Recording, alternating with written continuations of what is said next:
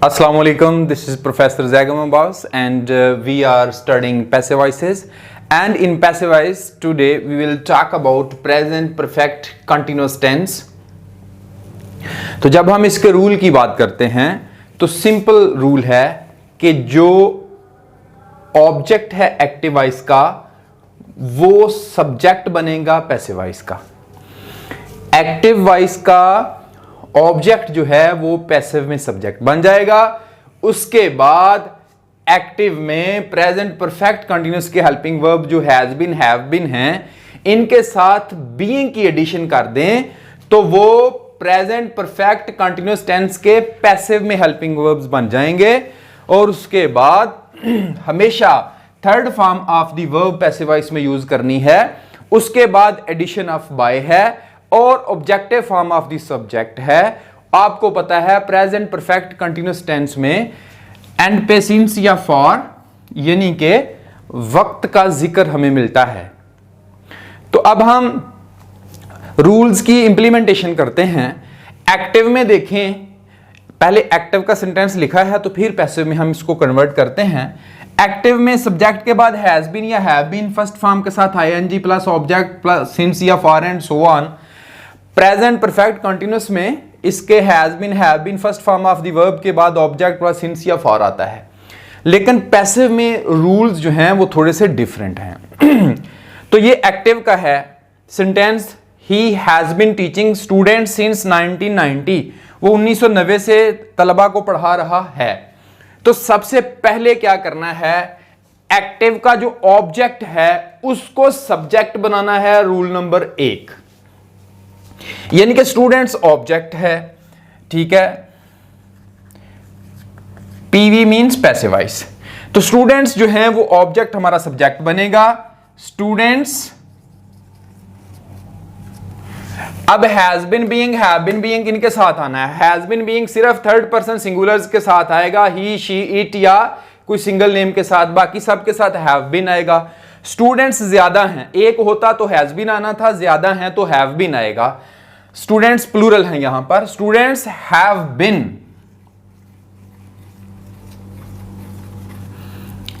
Been being, यानी कि जब हम पैसिव वॉइस पढ़ेंगे प्रेजेंट परफेक्ट कंटिन्यूअस के तो इसके एक्टिव के हेल्पिंग वर्ब के साथ बीइंग की एडिशन होगी। तो ये रूल नंबर 2 हमने हेल्पिंग वर्ब लगाया। रूल नंबर 3 में है कि always use third form of the verb in passive voice. Students have been being taught, teach, taught. उसके बाद objective form of the subject, subject क्या है, ही की ऑब्जेक्टिव फॉर्म क्या है, हिम। एडिशन ऑफ बाय करना है, third form of the verb taught के बाद एडिशन ऑफ बाय। और objective form of the subject क्या है, यानी कि रूल नंबर 4 में हमने एडिशन ऑफ बाय किया। रूल नंबर 5 में objective form of the subject लगानी है। ही हमारा सब्जेक्ट है, उसकी ऑब्जेक्टिव फॉर्म क्या होगी, हिम। क्योंकि हमें एग्जैक्ट बिगिनिंग ऑफ टाइम का पता है इसलिए यहां पर सिंस आएगा 1990, बिकॉज 1990 एग्जैक्ट बिगिनिंग का हमें पता है, सिंस 1990, ठीक है। अगेन मैं रूल की इंप्लीमेंटेशन के बारे में बात करूंगा कि जब हम इसमें स्टेप 1 है कि ऑब्जेक्ट ऑफ एक्टिव वॉइस यानी कि स्टूडेंट्स हमारा सब्जेक्ट बन गया। इसको रूल नंबर 1 की इंप्लीमेंटेशन इधर हो गई। Rule number 2 helping verb has been being have been being वो हमने ऐड किया रूल नंबर 2। उसके बाद always use third form of the verb in passive voice rule number 3। Rule number 4 step number 4 addition of by किया। Objective form of the subject, he की objective form क्या होगी, him, ठीक है, ये हिम आ गया। उसके बाद since and for and so on. Got it? So let us discuss the sentence number 2।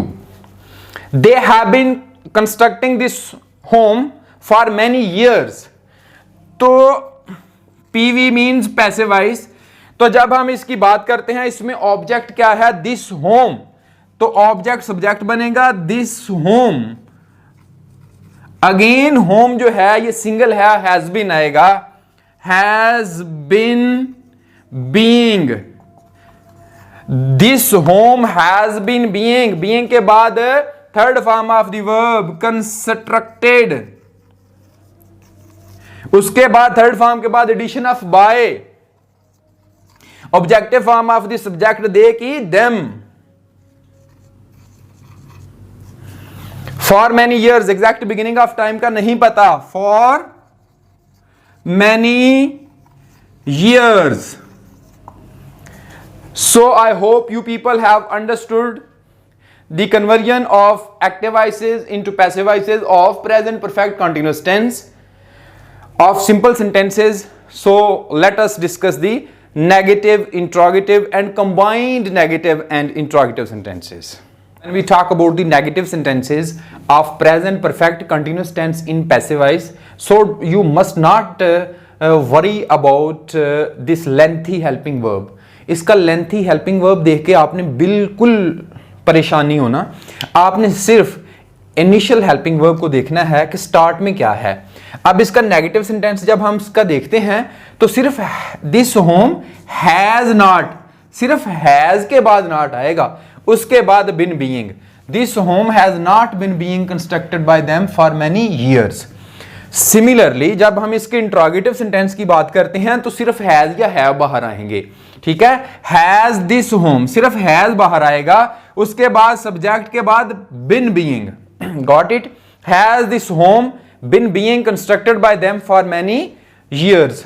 Similarly जब हम combined negative and interrogative sentence की बात करते हैं तो सिर्फ हैज या हैव स्टार्ट में आएंगे, उसके बाद सब्जेक्ट के बाद नॉट, गॉट इट, उसके बाद बिन बीइंग आएगा. ठीक है, स्टूडेंट्स क्या करते हैं जी, बिन बीइंग के सेंटर में लगा देते हैं नॉट, वो जो गलत है.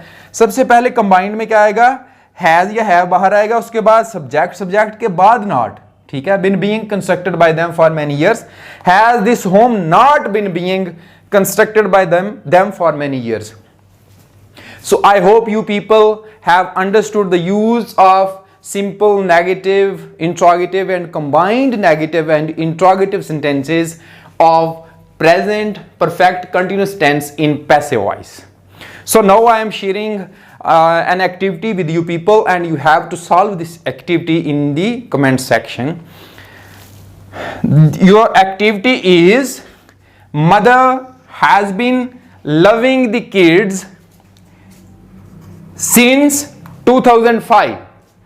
Mother has been loving the kids since 2005 and you have to solve this activity in the comment section.